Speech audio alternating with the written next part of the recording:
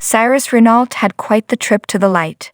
The General Hospital recap for August 1, 2023, features Cyrus going over his life full of misdeeds with the person he loves the most. In this episode, Cyrus hovered between life and death, but got more help from Laura than from Drew. Ava and Carly sparred in her kitchen. Sunny, Anna, and Dante discussed more theories on the pool shooting, while Christina came to some conclusions. Molly and TJ made their own decision about parenthood. And finally, Alexis had a warning for Gregory. Now let's dig a little deeper into the details. As Cyrus, Jeff Kober, gasped for breath in the prison library, he entered a red light, which seemed to be his own version of hell. Laura, Jenny Francis, was there as his judge and jury. She was forced to tell him that he was dying, and Cyrus refused to accept it. She told him he should have made different choices in life, but he insisted he tried to change for Laura's sake. Laura explained that he was given chance after chance to love and threw them all away, but Cyrus regretted his chance for love with his sister the most. Cyrus thought he and Laura were kindred spirits making large life mistakes. He felt if Laura could recognize how alike they were, he could truly be a better person. Laura hugged Cyrus and made him see that his actions resulted from deeply hurt feelings, but still pointed out that the things he did might be too horrible to forgive. Cyrus admitted he planned to kill Laura the night he took her hostage so they could die together, but he couldn't go through with it and allowed himself to be shot and go to jail. He explained that he wanted to protect Laura from him. Imaginary Laura believed her brother, so she asked Cyrus if he wanted to finally save himself.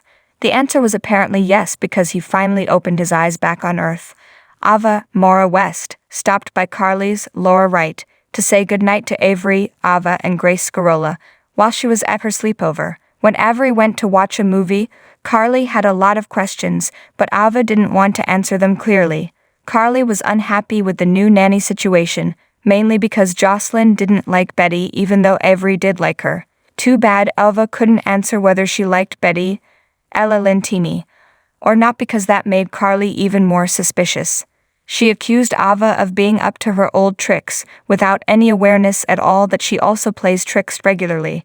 When Ava decided she would just take Avery home, Carly threatened to tell Sunny, Morris Bernard, when she just knew Sunny sent Avery to Carly to keep her safe. Ava finally relented and let Avery stay. At the Metro Court, Anna's, Finola Hughes, ears perked up when Sunny mentioned the Pikeman Group, but she didn't get to ask too many questions because Dante, Dominic Zamprogna, interrupted them. He wanted to discuss the body decks. Evan Hofer called in, but Sunny did his best to change the subject.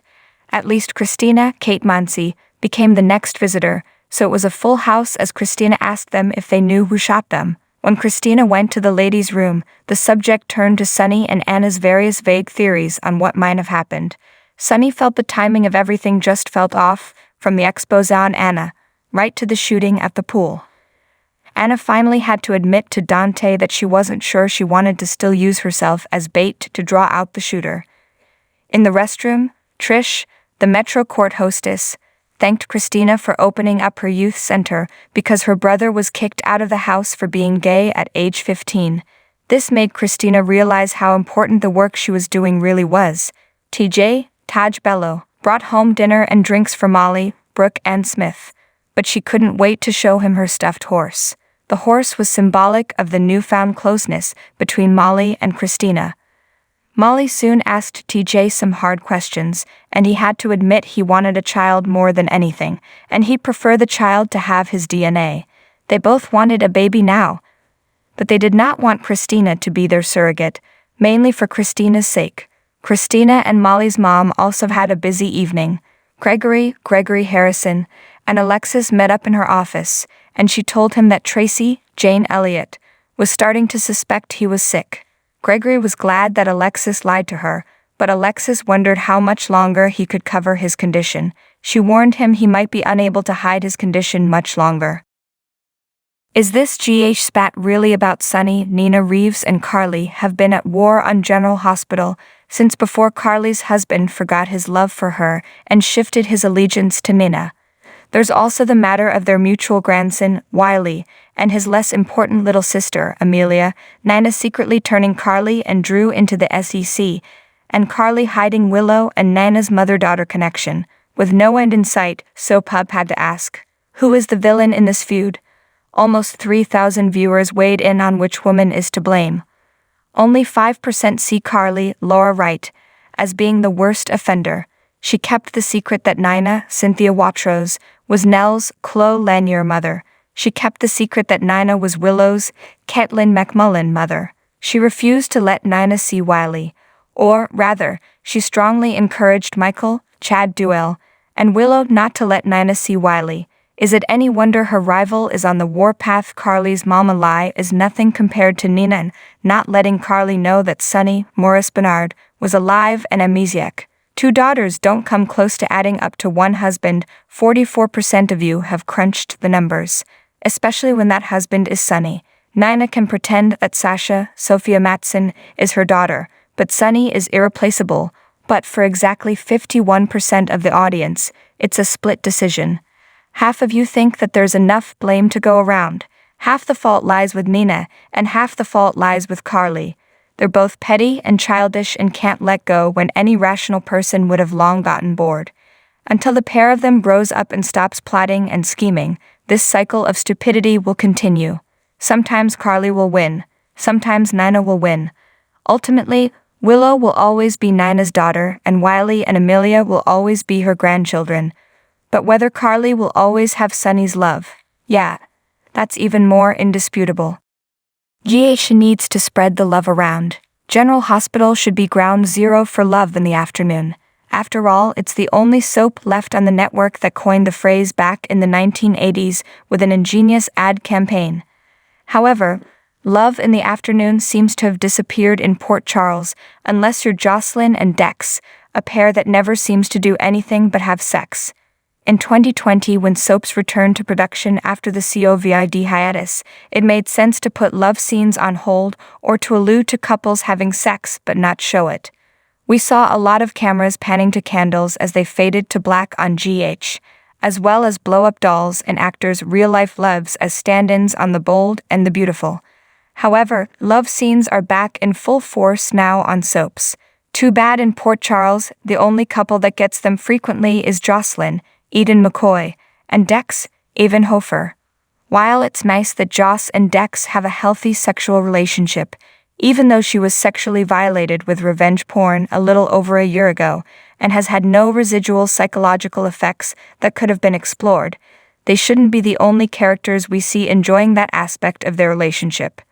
We know GH is willing to push the boundaries with love scenes after a much more mature couple, Anna, Finola Hughes, and Valentine, James Patrick Stewart, made love for the first time last year. Their first time was steamy, sexy, and playful, while leaving much less to the imagination than we expected. Last fall also featured a love scene montage with Chase, Josh Spickard, and Brooklyn, Amanda Setton, Sonny, Morris Bernard, and Nina, Cynthia Watros, and Mac, John J. York, and Felicia, Christina Wagner. All 3 of those pairings are together now, but we never see them enjoying time in bed. We only see Jex on his couch or in his bed. Heck, these 2 have sex as such a defining point of their relationship, with little else, that they even got a sunscreen applying scene in public complete with a sexy background track to remind us again they're the only couple in Port Charles that can enjoy one another in the biblical sense. Jay reminded us how sexy Chase and Brooklyn can be with some fun scenes by the pool. The pair shared a romantic date with a sexy dare that had Chase stripping down and skinny dipping.